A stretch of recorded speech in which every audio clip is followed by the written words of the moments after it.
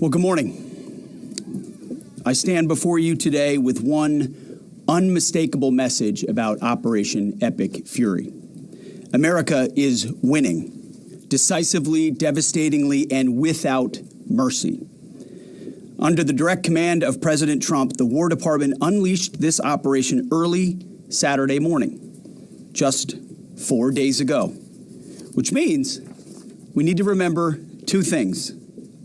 First, we are only 4 days into this. Metrics are shifting, dust is settling, and more forces are arriving. It's very early, and as President Trump has said, we will take all the time we need to make sure that we succeed. Second, we are only 4 days into this, and the results have been incredible. Historic, really. Only the United States of America could lead this, only us. But when you add the Israeli Defense Forces, a devastatingly capable force, the combination is sheer destruction for our radical Islamist Iranian adversaries. They are toast, and they know it. Or at least, soon enough, they will know it. And we have only just begun to hunt, dismantle, demoralize, destroy, and defeat their capabilities, just 4 days in. Starting last night and to be completed in a few days, in under a week, the two most powerful air forces in the world will have complete control of Iranian skies, uncontested airspace. I hope all the folks watching understand what uncontested airspace and complete control means.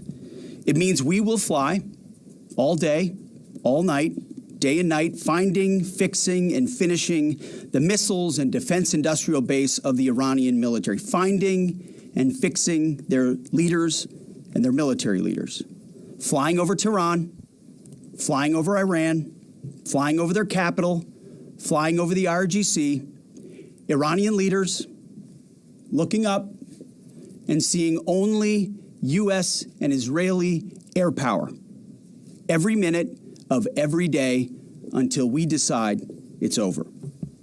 And Iran will be able to do nothing about it. B-2s, B-52s, B-1s, Predator drones, fighters, controlling the skies, picking targets. Death and destruction from the sky all day long. We're playing for keeps. Our warfighters have maximum authorities granted personally by the president and yours truly. Our rules of engagement are bold, precise, and designed to unleash American power, not shackle it. This was never meant to be a fair fight, and it is not a fair fight. We are punching them while they're down, which is exactly how it should be. Thus far, Operation Epic Fury has delivered twice the air power of shock and awe of Iraq in 2003, minus Paul Bremer and the nation building. The campaign has 7 times the intensity of Israel's previous operations against Iran during the 12-day war, 7 times. And as President Trump said, more and larger waves are coming. We are just getting started. We are accelerating, not decelerating. Iran's capabilities are evaporating by the hour, while American strength grows fiercer, smarter, and utterly dominant. More bombers and more fighters are arriving just today. And now, with complete control of the skies, we will be using 500-pound, 1,000-pound, and 2,000-pound GPS and laser-guided precision gravity bombs, of which we have a nearly unlimited stockpile. We used more exquisite standoff munitions at the start, but no longer need to. Our stockpiles of those, as well as Patriots, remains extremely strong. The enemy can no longer shoot the volume of missiles they once did, not even close. And the chairman will lay out some of those percentages. So our air defenses and that of our allies have plenty of runway. We can sustain this fight easily for as long as we need to. And as I said yesterday, we set the terms. Now, you may not see much of it because the IRGC shut off the internet to the entirety of the country. They blind their people on purpose, just like they kill their own on purpose. Much was made of the volume of missiles Iran was able to shoot in the first few days. And sadly, as we projected, a few got through and killed 6 of our best, who will hopefully arrive home soon. We will avenge them, no doubt. But I liken Iran's predicament to a football team who scripted the first 20 plays of a game. The team knew what plays to run because their first few drives were scripted. But now that the game has started and the blitz is on, they don't know what plays to call, let alone how to get in the huddle and call those plays. Iran's senior leaders are dead. The so-called governing council that might have selected a successor, dead, missing, or cowering in bunkers, too terrified to even occupy the same room. Senior generals, mid-level officers, enlisted ranks, they can't talk or communicate, let alone mount a coordinated and sustained offensive. That's not great for morale. The Iranian Air Force is no more, built for 1996, destroyed in 2026. The Iranian Navy rests at the bottom of the Persian Gulf. Combat ineffective, decimated, destroyed, defeated, pick your adjective. In fact, last night, we sunk their prize ship, the Soleimani. Looks like POTUS got him twice. Their Navy, not a factor. Pick your adjective, it is no more. In fact, yesterday, in the Indian Ocean, and we'll play it on the screen there, an American submarine sunk an Iranian warship that thought it was safe in international waters. Instead, it was sunk by a torpedo. Quiet death. The first sinking of an enemy ship by a torpedo since World War II. Like in that war, back when we were still the War Department, we are fighting to win. Also, yesterday, the leader of the unit who attempted to assassinate President Trump has been hunted down and killed. Iran tried to kill President Trump, and President Trump got the last laugh. Now, this is not a mission accomplished situation. This is simply a reality check. The combination of U.S. and Israeli intelligence and combat power will control Iran, and will control it soon.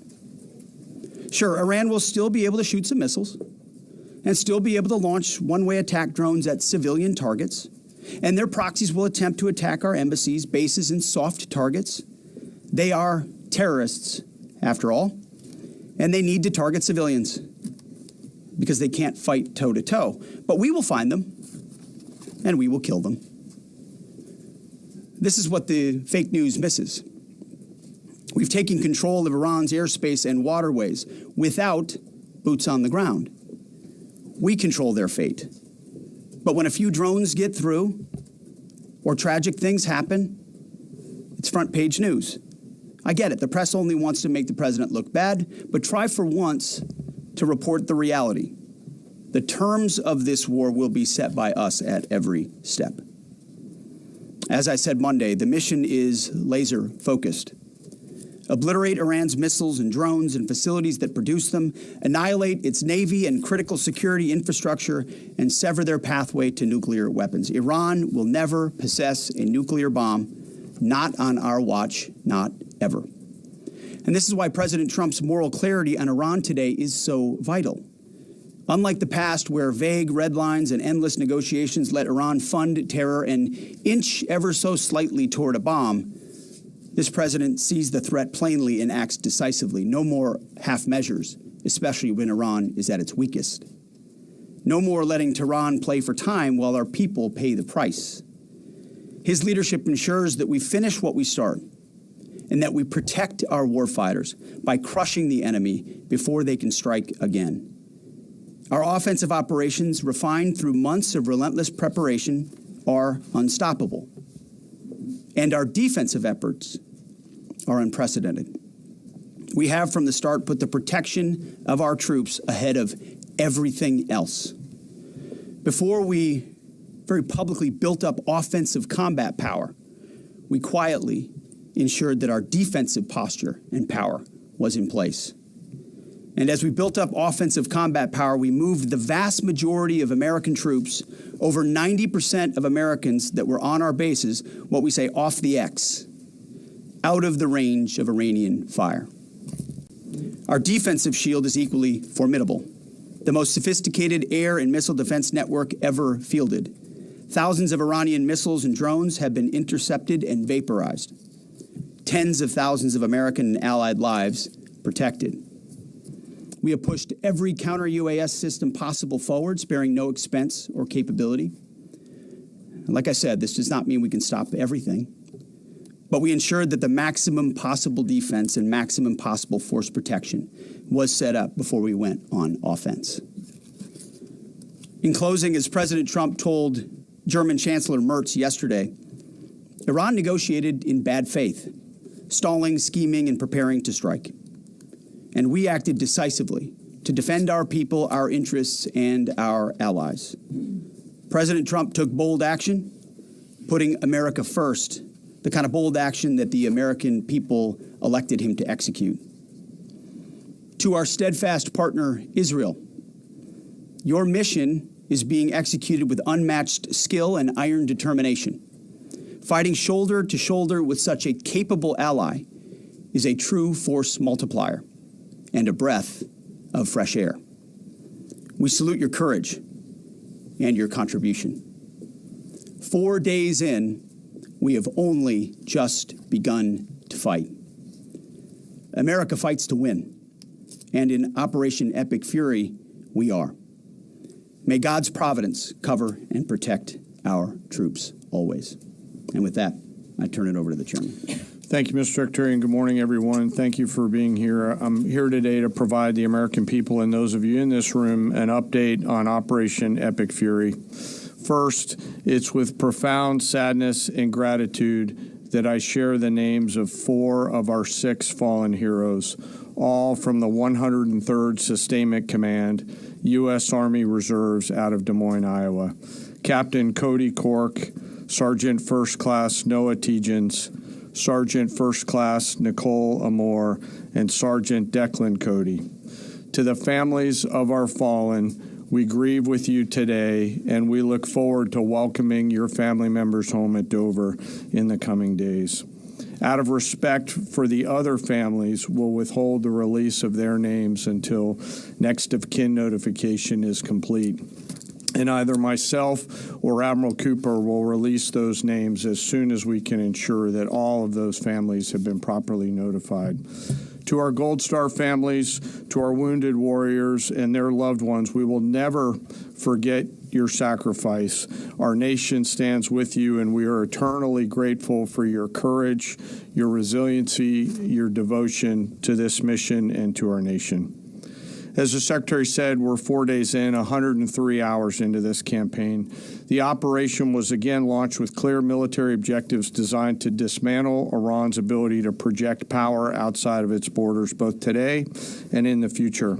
First, we are targeting and eliminating Iran's ballistic missile systems to prevent them from threatening the U.S. Forces, partners, and interests in the region. Second, we are destroying the Iranian Navy, degrading its capacity, capability, and ability to conduct operations, not just in the Central Command AOR, but as the Secretary showed in the video, around the world. Third, we're ensuring Iran cannot rapidly rebuild or reconstitute its combat capability or combat power, and those phases will begin as the campaign continues. As of this morning, U.S. Central Command is making steady progress. Iran's theater ballistic missile shots fired are down 86% from the first day of fighting, with a 23% decrease just in the last 24 hours. And their one-way attack drone shots are down 73% from the opening days. This progress has allowed CENTCOM to establish localized air superiority across the southern flank of the Iranian coast and penetrate their defenses with overwhelming precision and firepower. We will now begin to expand inland, striking progressively deeper into Iranian territory and creating additional freedom of maneuver for U.S. forces. Let me explain a little bit about how we're thinking about staying ahead of the enemy. First, over the past several weeks, Admiral Cooper and the CENTCOM team have refined their operational approach to the region. Their planners identified key centers of gravity that would allow Iran to project power outside of its borders. They thought about how to isolate critical vulnerabilities and determined where, with precision, the greatest strategic effect could be achieved. As a result of this, CENTCOM is now shifting in day 4 already from large deliberate strike packages using standoff munitions at range outside an enemy's ability to shoot at us, now into stand-in precision strikes overhead Iran. As the Secretary said, this is a point of munitions transition from standoff munitions to stand-in munitions like joint direct attack munitions, which are GPS-aided free-fall weapons, and other things like Hellfires, etc. This will allow the joint force to deliver significantly increased precision effects on the target. The throttle is coming up, as the Secretary said, as opposed to ramping down. This will allow us to maintain consistent pressure on the adversary over the coming days, disrupt their launch timelines, and impose cost every day around the clock. I know there have been a lot of questions about munitions. We have sufficient precision munitions for the task at hand, both on the offense and defense. But I want to tell you, teammates, as a matter of practice, I don't want to be talking about quantities. And I know there's been a great debate about that, and I appreciate the interest, but just know that we consider that an operational security matter. Let me flip to the map here. Hopefully I don't kill anybody with a laser pointer.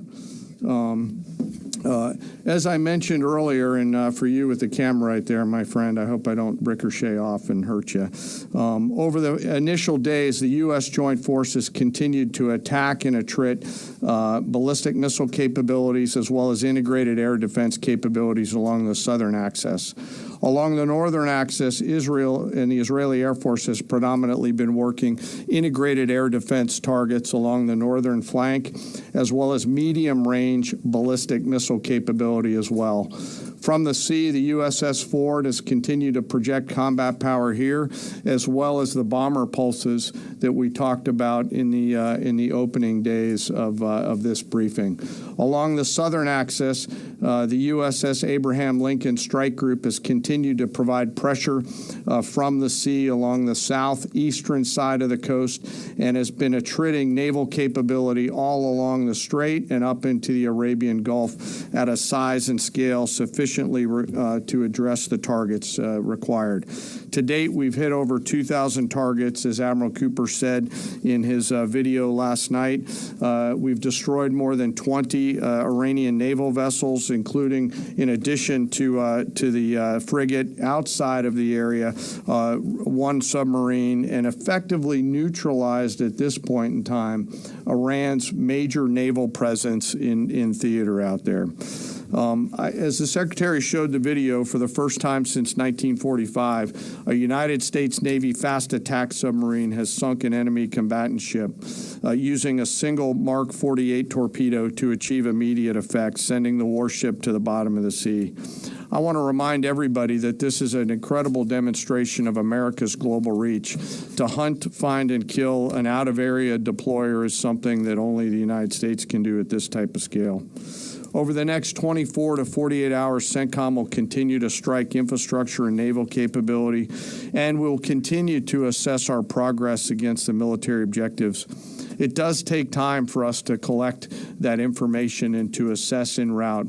Much of our intelligence, surveillance, and reconnaissance capability is currently hunting and killing ballistic missile launchers and one-way attack capability. We're precise in that assessment, and we call balls and strikes in that assessment. We take that matter seriously. Iran, on the other hand, has been indiscriminate and more imprecise in their attacks. They fired more than 500 ballistic missiles and more than 2,000 drones, striking innocent civilian targets throughout the region. Our partners are answering the call to defend themselves right alongside us. Jordan, Bahrain, Saudi Arabia, the UAE, Qatar, and Kuwait are all defending their people with their own combat capability, with precision and restraint.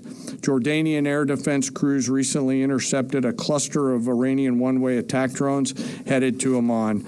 Bahrain's air defense forces shot down an inbound drone approaching Manama's maritime infrastructure, protecting both their population and critical shipping lanes.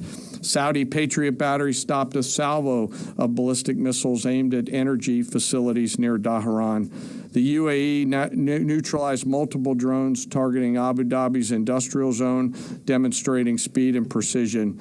And Qatari fighters for the first time have shot down 2 Iranian bombers that were en route to their location. Together, these nations are helping to defend themselves and project power as required against the enemy. We're 100 hours in. It's still very early, as the Secretary said, but the balance is shifting. We've always got to remember that these operations are complex, dangerous, and far from over. Our soldiers, sailors, airmen, Marines, Guardians, and Coast Guardsmen remain in harm's way, and we must be clear-eyed that the risk is still high. This is combat. Let us never forget this. As we continue, I ask that we hold all of our deployed teammates in our thoughts, those standing the watch, flying the sorties, sustaining the fight, and carrying our nation's burden. And I'll stop where I started, and that's remembering our 6 fallen who will return home as soon as possible. I remain humbled, grateful, inspired by every day the valor and professionalism of our joint force. They are quiet professionals through and through, out there doing America's work through the day and through the darkness. And with that, I'll take your questions along with the Secretary. Go ahead. What do you assess the enemy's control and command status is right now? And can you broadly describe our decisive point in this operation? Well, I won't describe the decisive point in the operation because that would tell the bad guys what it was. That's a good question, though. I appreciate the question. Their C2 structures in a bad way. Admiral Cooper's been continuing to pressure C2 at the IRGC C2 and other military elements, and will continue to do so. Thank you for the question. Thank you, Secretary Heggseth. Mary Margaret with the Daily Wire. A couple questions for you and then one for General Kane. Can you tell us more about how we took out the leader who was the leader of the group that was trying to assassinate President Trump? And then Turkey's defense ministry says NATO air defense systems intercepted an Iranian ballistic missile headed towards Turkish airspace. Could this trigger NATO's Article 5, and was it the U.S. who shot it down? On the first question, we've known for a long time that Iran had intentions on trying to kill President Trump and or other U.S. Officials. And while that was not the focus of the effort by any stretch of the imagination, in fact, never raised by the president or anybody else, I ensured and others ensured that those who were responsible for that were eventually part of the target list. It wasn't the beginning of the effort. We were focused on missiles and launchers, and that's the focus. But ultimately, if we had the opportunity to get at those who are trying to get at Americans specifically, we would. And so we eventually had the opportunity to do that from the air. And then on the matter with Turkey, I'll have to get back to you on exactly what the intercept looked like at that. We're aware of that particular engagement, although no sense that it would trigger anything like Article 5. No. Tie right there. You got a tie on? Yeah. Thank you. Tom Bateman with the BBC. Can you give us an update on what the administration knows, what you know now about the reported strike on a girls' school in southern Iran on Saturday? All I can say is that we're investigating that. We, of course, never target civilian targets, but we're taking a look and investigating that. Red tie in front. Just on the basis that with the information you would have, your reconnaissance abilities, ability to gather information, I mean, it's several days on now. So is there any clarity on whose munition this was? We're investigating it. Thank you. Secretary, so there are reports that the administration is considering arming Iranian Kurdish groups. So could you please clarify that whether any such plan has been authorized or and whether Congress or regional partners has been notified and consulted. All I would say is none of our objectives are premised on the support or the arming of any particular force. So what other entities may be doing, we're aware of, but our objectives aren't centered on that. Green, right there. Yeah, thank you, Mr. Secretary. Mike Lynn, Washington Times. Can you talk a little bit about the deconfliction process that's going on? You have two parallel operations, Epic Fury and Roaring Lion. How are you making sure they're not interfering with each other? Sure, I'm happy to take that. Thank you for the question. We have liaison officers on both sides. There are U.S. CENTCOM teammates out in Israel, and there are Israeli Defense Force teammates at the relevant command and control nodes within the U.S. CENTCOM enterprise. Routinely, Admiral Cooper is talking to the IDF Chief of Defense, and I will occasionally speak to him through the arc of this. I've spoken to him a few times already. That allows us to coordinate, integrate, and synchronize activities while maintaining separate efforts. And when I said a breath of fresh air, I really meant it. Usually it's us with some ancillary benefits from allies who are maybe willing but not as capable. When you have both the will and the capability of an ally that can really bring things to bear, we take certain targets, they take certain targets, and when you coordinate it, it has incredible effects. Right here. Secretary Heggseth, with respect to House Minority Leader Hakeem Jeffrey's statement that the Iran mission will end in failure, what kind of message does that send to our enemies, and what does it do to the motivation of our troops? Well, I've been through that movie before with the Democrats rooting against the country. Our generation saw that in our battlefields. I think it's pretty unprecedented and unfortunate that it would occur 4 days in to an operation where, as the chairman laid out, America's best are operating in an incredibly challenging environment where they're having incredible success, but they're meeting a determined adversary. And he's been privy to briefs that we've provided. He knows how effective this has been. He's being disingenuous, which we're used to. Right here. Thank you for taking my question. Heather Mullins, Lindell TV. One of the questions I have is just really regarding the intelligence that indicated that this was something the U.S. had to get involved with at the time that you guys did. We had Operation Midnight Hammer back in June. We obliterated their nuclear facilities. What was the intelligence that suggested that somehow they became a threat once again that required us to get involved with Operation Epic Fury? I appreciate the question. The evidence in front of us since the 12-day war was that Iran had no intention of actually negotiating a nuclear deal that truly meant they did not have a pathway to the nuclear bomb. And they had a moment. Jared Kushner and Steve Witkoff, two of the best negotiators in the world, poured into that negotiation, giving them every single possible opportunity to release that ambition. And they didn't. And the intelligence that we saw they didn't intend to do it in good faith, that they had the intentions eventually to get to a place where they could have a conventional shield to block their nuclear capabilities, as I talked about yesterday. So I would separate the what from the when a little bit. The what is they've been killing Americans for 47 years. They have thousands of missiles pointed at us. They have ongoing nuclear ambitions, and they're at the weakest they've ever been. So the when became, in a particular, hey, what makes the most sense to do this to ensure that the narrow objectives we have of ensuring they never have a nuclear weapon have a maximum effect? Yes, right here. Thank you, Secretary Heggseth. I had two questions. First, what is your message to Iran's allies, namely Russia and China, who have called for an immediate end to hostilities? I don't have a message for them, and they're not really a factor here. And our issue is not with them. It's with the nuclear ambitions of Iran. Absolutely. And are any so-called fully autonomous weapons or other AI tools being used in Operation Epic Fury? We've got a lot of autonomous systems, or systems that drones and others incorporated with smart AI aspects to them, but a lot of which I can't talk about here. Yeah. Yellow, right there. Yes, ma'am.